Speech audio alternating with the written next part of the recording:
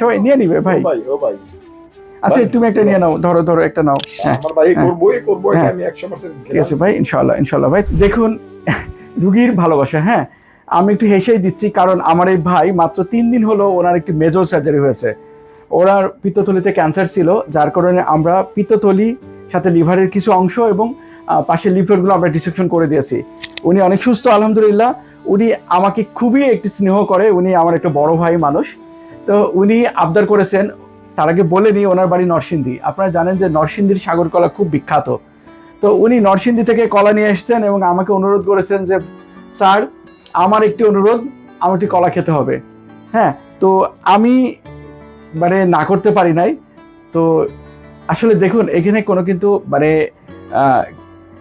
Artificiality নাই, এটা খুবই মানে কি বলবো অকৃত্রিম একটি ভাই প্লিজ, এটা একটা, আমার ভাই খুব আবেগী মানুষ। আপনারা সবাই আমার এই মিসির আলী ভাইয়ের জন্য আল্লাহর কাছে দোয়া করবেন, আল্লাহ যেন ওনাকে পরবর্তী সময়গুলো নিরাপদ রাখে এবং সুস্থ রাখে এবং ওনাকে আল্লাহ দীর্ঘ হায়াত দান করেন। হ্যাঁ, আমার ভাইয়ের প্রতি অনেক শুভকামনা ভাই।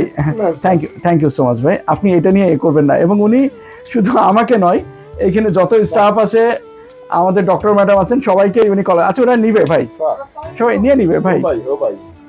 আচ্ছা তুমি একটা নিয়ে নাও, ধরো ধরো একটা নাও। থ্যাংক ইউ ভাই, এটা রাখেন ভাই। থ্যাংক ইউ ভাই। না না কেক খাবো না ভাই, থ্যাংক ইউ সো মাচ, এটা রাখেন ভাবি। উনি আসলে বিদেশে ছিলেন, কিন্তু তারপর উনি ফিনান্সিয়ালি অনেক বেশি মানে দুর্বল। হ্যাঁ, আমরা চেষ্টা করব যে ওনাকে সব দিক থেকে সহযোগিতা করার জন্য। হ্যাঁ